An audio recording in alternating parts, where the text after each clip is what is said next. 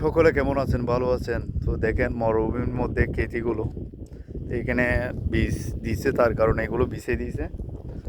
এখানে ছোট ছোট ওই ভিতরে আপনার দেখেন ওই গাছগুলো উঠে গেছে। আসলে এটা 19 বলে, তো এটার মধ্যে এখানে খেতি করে আমাদের বাঙালিরা।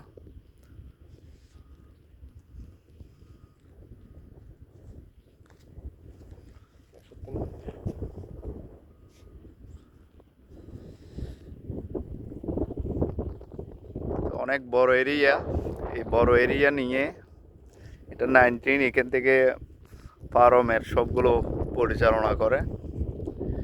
ওই খেতিগুলো দেখেন কত সুন্দর করে হয়েছে।